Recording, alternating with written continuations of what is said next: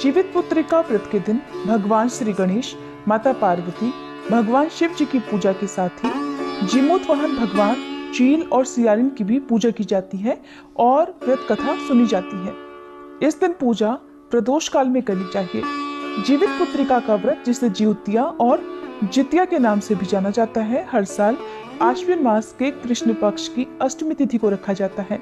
एक दिन पहले सप्तमी तिथि को नहाए खाए करके अगले दिन अष्टमी तिथि को, जिसे खुद जितिया कहते हैं, महिलाएं निर्जला उपवास रखती हैं और अष्टमी तिथि के अगले दिन नवमी तिथि को व्रत का पालन करती हैं। आज की इस वीडियो में आप सुनने वाले हैं जितिया व्रत की 3 पौराणिक कथाएं।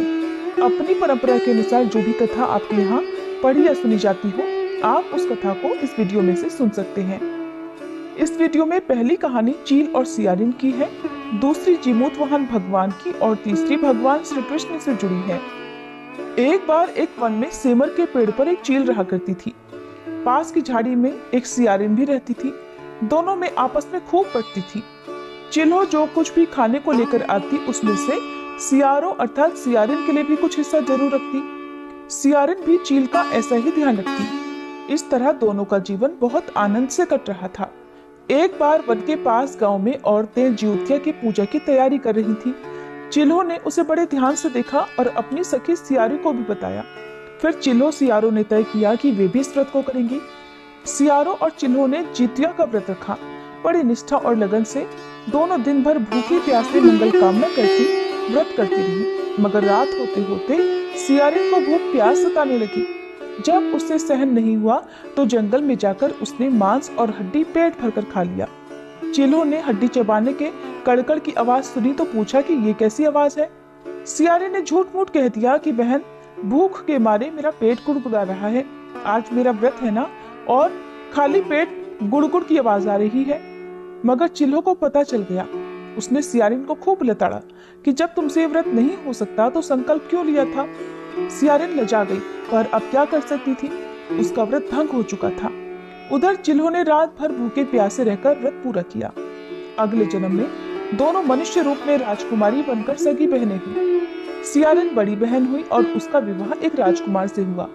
चिल्हो छोटी बहन हुई और उसका विवाह उसी राज्य के मंत्री पुत्र से हुआ। सियारिन रानी के जो भी बच्चे होते वे मर जाते, जबकि चिल्हो के बच्चे स्वस्थ और हट्टे कट्टे रहते। इससे उसे जलन होने लगी। उसने कभी उनका सिर कटवाकर डिब्बे में बंद कर दिया, पर वह सिर कभी मिठाई बन जाते और बच्चों का बाल तक बाल का नहीं होता। बार बार उसने अपनी ही बहन के बच्चों को और उसके पति को मारने का प्रयास भी किया, परंतु सफल नहीं हो सकी। आखिरकार दैवयोग से उसे अपनी गलती का आभास हुआ। तब उसने अपनी बहन से सच्चे मन से क्षमा मांगी और बहन के बताने पर जीवित पुत्री का व्रत विधि विधान से किया, जिसके पुण्य प्रताप से उसके भी पुत्र जीवित रहे। अब सुनिए गंधर्व राजकुमार जीमूत वाहन भगवान की कथा। गंधर्वों के राजकुमार का नाम था जीमूत वाहन। वे बड़े उदार और परोपकारी थे। जीमूत वाहन के पिता ने वृद्धावस्था में वानप्रस्थ आश्रम में जाते समय इन्हें राज सिंहासन पर बिठाया, किंतु इनका मन राजपाट में नहीं लगता था। वह राज्य का भार अपने भाइयों पर छोड़कर स्वयं वन में पिता की सेवा करने चले गए। वन में ही राजकुमार जीमूत वाहन को मलयवती नामक राजकन्या से भेंट हुई और दोनों में प्रेम हो गया। एक दिन जब वन में भ्रमण करते हुए जीमूत वाहन काफी आगे चले गए, तब उन्हें एक वृद्धा विलाप करती हुई दिखी। पूछने पर वृद्धा ने रोते हुए बताया, मैं नागवंश की स्त्री हूँ। मेरा एक ही पुत्र है। पक्षीराज गरुड़ के कोप से मुक्ति दिलाने के लिए नागों ने ये व्यवस्था की है कि वे गरुड़ को हर दिन खाने के लिए एक युवा नाग सौंपते हैं, और आज मेरे इकलौते पुत्र शंखचूर्ण की बलि का दिन है। आज मेरे पुत्र के जीवन पर संकट है और थोड़ी ही देर बाद मैं पुत्र विहीन हो जाऊंगी। एक स्त्री के लिए भला इससे बड़ा दुख क्या होगा कि उसके जीते जी उसका पुत्र ना रहे। गंधर्व राजकुमार जीमूत वाहन को यह सुनकर बड़ा दुख हुआ। उन्होंने उस वृद्धा को ढांढस बंधाते हुए कहा, डरो मत, मैं आपके पुत्र के प्राण की रक्षा करूंगा। आज उसकी जगह पर स्वयं मैं अपने आप को उसके लाल कपड़े में ढककर वध्यशिला पर लेट जाऊंगा, ताकि गरुड़ मुझे खा जाए और तुम्हारा पुत्र बच जाए। ऐसा कहकर जीमूत वाहन ने शंखचूर्ण के हाथ से लाल कपड़ा ले लिया और वे उसे लपेटकर गरुड़ को बलि देने के लिए चुनी गई वध्यशिला यानी एक बड़े से पत्थर पर लेट गए। नियत समय पर गरुड़ बड़ी तेजी से आए और वे लाल कपड़े में ढके जीमूत वाहन को पंजे में दबोचकर पहाड़ के शिखर पर जाकर बैठ गए। गरुड़ ने अपनी कठोर चोंच का प्रहार किया और जीमूत वाहन के शरीर से मांस का बड़ा हिस्सा नोच लिया। इससे पीड़ा से जीमूत वाहन की आंखों से आंसू बह निकले और वह दर्द से कराहने लगे। अपने पंजे में जकड़े प्राणी की आंखों में से आंसू और मुंह से कराह सुनकर गरुड़ बड़े आश्चर्य में पड़ गए, क्योंकि ऐसा पहले कभी नहीं हुआ था। उन्होंने जीमूत वाहन से उनका परिचय पूछा। जीमूत वाहन ने सारा वृतांत कह सुनाया कि कैसे एक स्त्री के पुत्र की रक्षा के लिए वे अपने प्राण देने आए हैं। उन्होंने कहा कि हे गरुड़ देव, अब आप मुझे खाकर अपनी भूख शांत कीजिए। गरुड़ उनकी बहादुरी और दूसरे की प्राण रक्षा के लिए स्वयं का बलिदान देने की हिम्मत से बड़े प्रभावित हुए और उन्हें स्वयं पर पछतावा होने लगा। अब वे सोचने लगे कि ये एक मनुष्य है जो दूसरे के पुत्र की रक्षा के लिए स्वयं की बलि दे रहा है, और एक मैं हूँ जो देवों के संरक्षण में हूँ किंतु दूसरों की संतान की बलि ले रहा हूँ। उन्होंने जीमूत वाहन को मुक्त कर दिया। गरुड़ ने कहा, हे उत्तम मनुष्य, मैं तुम्हारी भावना और त्याग से अत्यंत प्रसन्न हूँ। मैंने तुम्हारे शरीर पर जो घाव किए हैं मैं उसे ठीक कर देता हूँ। तुम अपनी प्रसन्नता के लिए मुझसे कोई वरदान मांग लो। तब राजकुमार जीमूत वाहन ने कहा, हे पक्षीराज, आप तो सर्वसमर्थ हैं। यदि आप प्रसन्न हैं और वरदान देना ही चाहते हैं तो आप सर्पों को अपना आहार बनाना छोड़ दीजिए। आपने अब तक जितने भी प्राण लिए हैं उन्हें जीवन दान प्रदान कीजिए।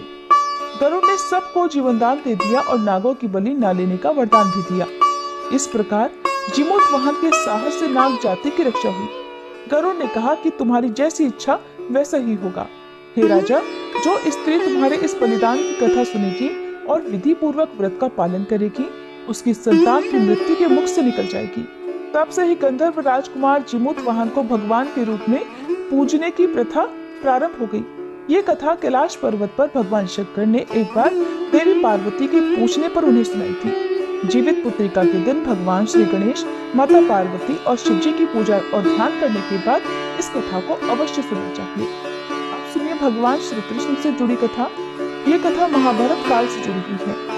महाभारत युद्ध के बाद अपने पिता की मृत्यु के बाद अश्वत्थामा बहुत ही नाराज था। उसके अंदर बदले की आग भड़क रही थी, जिस कारण उसने पांडवों के शिविर में घुसकर सोते हुए 5 लोगों को पांडव समझकर मार डाला। लेकिन वे सभी द्रौपदी की 5 संतानें थीं।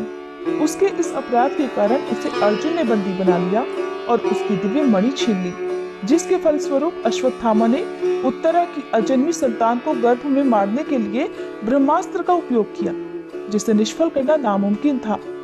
उत्तरा की संतान का जन्म लेना आवश्यक था, जिस कारण भगवान श्री कृष्ण ने अपने सभी पुण्यों का फल उत्तरा की अजन्मी संतान को देकर गर्भ में ही उसे पुनर्जीवित कर दिया। गर्भ में मरकर पुनर्जीवित होने के कारण उसका नाम जीवित पुत्रिका पड़ गया और आगे चलकर यही राजा परीक्षित बना। तब से ही इस व्रत को धारण किया जाता है।